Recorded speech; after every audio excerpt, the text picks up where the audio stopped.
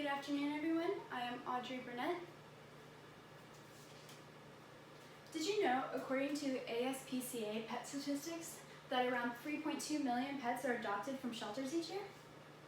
I've had dogs that have gotten into fights in the past, and I've learned different techniques to help that from happening in the future. If you end up having pets that do not get along, this information might help you come up with strategies as well.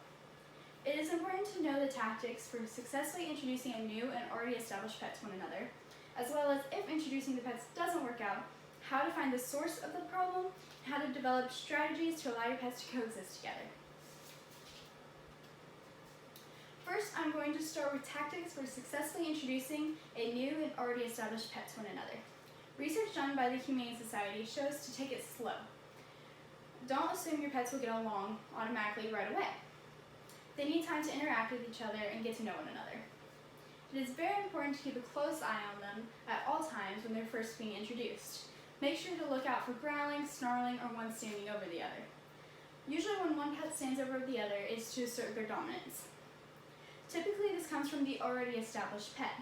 That doesn't necessarily mean they will have problems in the future though. In my case, the new pet started to assert dominance on the other pets, but not as they first met. When she got older and started to grow to be about twice the size of the other pets.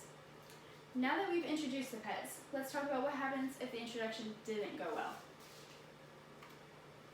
If introducing the pets doesn't work out, find the source of the problem.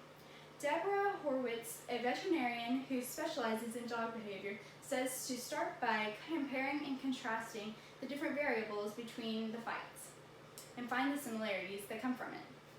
Sources of conflict might be location, an object, or territory.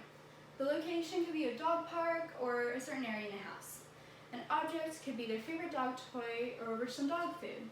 And territory could be over their dog crate or dog bed. In my case, my pet's source of conflict was the location. All the fights were triggered by the back door. The dominant pet in my family would get aggressive when another pet would walk through the back door before her. After finding the source of the problem, you can plan accordingly to develop strategies for your household. Developing strategies to allow your pets to coexist together is simple. For my pets, we learned not to let them outside at the same time. We would let one pet go through the back door first, and then we would wait a couple of seconds and then let the other one go out. This strategy has been working for over a year now. A study done on June 27, 2019 by Chewy shows other ways to help plan out how to keep the pets separate but in the same household. One idea could be putting gates up to divide rooms. This works well for allowing both pets to interact with the family.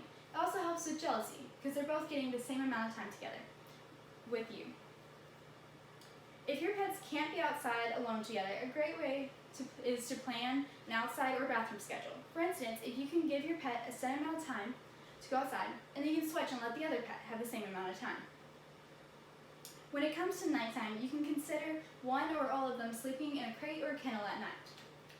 In my case, both our dogs sleep in their own crate at night or when we leave the house. They actually love their kennels because they give them their own space, kind of like their own bedroom. And they also love that they get a treat whenever they go inside. If none of the strategies or tactics work out, you can consider giving away or selling or putting one of your pets up for adoption. There are many ways to sell or give away your pets to a good home. I know most adoption centers I've been to will interview the potential new owner and make sure your pet will be safe and in good hands.